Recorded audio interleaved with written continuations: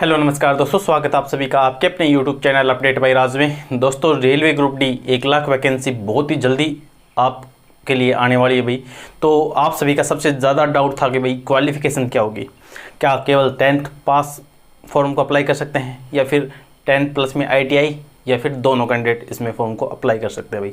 तो एकदम authentic news दूंगा आप सभी को भाई। आपने काफ़ी वीडियो देख ली होंगी, लेकिन आप देख लेना भाई, जब नोटिफिकेशन आएगा तब हमारी बात 101% आपको रियल मिलेगी। काफ़ी लोग व्यू के चक्कर में बोल रहे हैं 10th पास अप्लाई कर सकते हैं, कई लोग भाई अपने अनुसार 10 प्लस में ITI बता रहे हैं, लेकिन ऑथेंटिक न्यूज़ दूंगा मैं आप सभी को। दोनों की बात गलत है। कैसे गलत है मैं आपको बताऊंगा कि दोनों की बात कैसे गलत है। सबसे पहले तो 1 लाख वैकेंसी आने वाली है, स्क्रीन पर दिख भी रहा होगा भाई। इंतजार आपका बहुत ही जल्दी खत्म होने वाला है।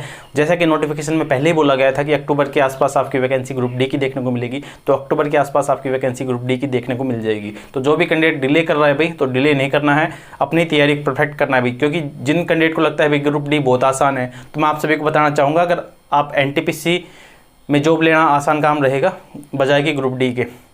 फिलहाल तो भाई कोई भी हंस सकता है इस बात को, मेरी बात के ऊपर, लेकिन जब आप प्रैक्टिस सेट देखेंगे या प्रीवियस क्वेश्चन पेपर देखेंगे NTPC प्लस में ग्रुप डी का, तो आपको देखने को मिल जाएगा कि हाँ ग्रुप डी में सच्ची में धुआं उड़ा रखी थी। ठीक है, तो बात हो गई ये ग्रुप डी के रिगार्डिंग। उसके बाद बात करेंगे भाई क्वालिफिकेशन के रिगार्डिंग। तो आपको सबसे पहले तो 2019 का जो क्वालिफिकेशन है वो आपको दिख भी रहा होगा भाई। उसमें लिख रखा था, क्या लिख रखा था कभी, 10th पास यानी कि 10वीं पास या फिर ITI दोनों जो थे उसमें अप्लाई कर सकते थे भाई। ठीक है, साफ साफ लिख भी रखा था। ये कब का है, 2019 का, जो आपको स्क्रीन पर दिख भी रहा होगा। साफ साफ आप इसको रीड आउट कर सकते हैं, और ऑप्शन में देख के दे रखा था।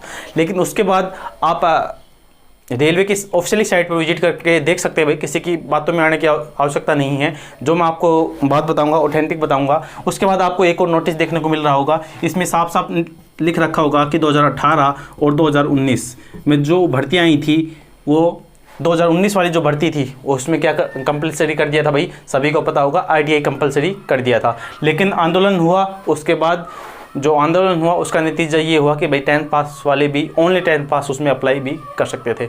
उसके बाद जब वो फॉर्म अप्लाई हो गए, उसके बाद रेलवे ने अपनी ऑफिशियल वेबसाइट पर एक नोटिस जारी किया, जिसमें उन्होंने साफ साफ मेंशन कर रखा था कि 2019 के बाद डेट मेंशन कर रखी है। आप डेट को रीड आउट कर सकते हैं, आप नोटिस को थोड़ा गौर से देख लेना। 15/6/2019 के बाद लेवल 1 की कोई भी आगामी वैकेंसी आएगी उसमें आपको ITI पास कंपलसरी रहेगा। ठीक है, ये आप ध्यान से रीड आउट कर सकते हैं। ये उन्होंने साफ साफ नोटिस में बोल रखा था।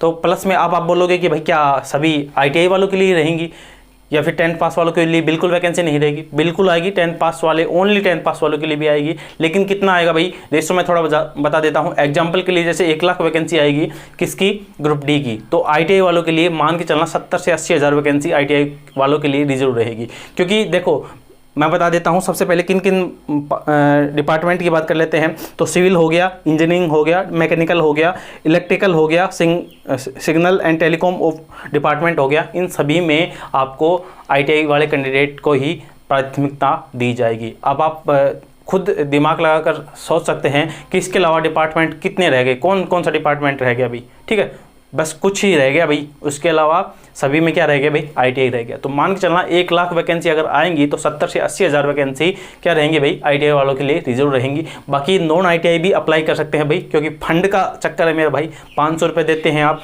तो सबसे ज़्यादा भीड़ तो तभी भरी जाएगी ना जब 500 रुपये आप फीस देंगे। तो दोनों अप्लाई करेंगे, दिमाग लगाएगा रेलवे मेरे भाई। ठीक है, क्या लगाएगा, दिमाग लगाएगा। लेकिन मैक्सिमम जो कैंडिडेट हैं वो ITI वालों के लिए सीट रिजर्व रहेंगी। इस बात, ये सच्चाई की कटु बात है। अगर आप समझ सकते हैं तो समझ लेना मेरे भाई। अगर आप मुझे कुछ भी गाली दे सकते हैं, कुछ भी दे सकते हैं, ठीक है, बड़े बड़े यूट्यूबर कुछ भी बता दिया होगा। कल ही वीडियो RW की आई थी भाई 10th पास वालों के लिए रहेगा भाई।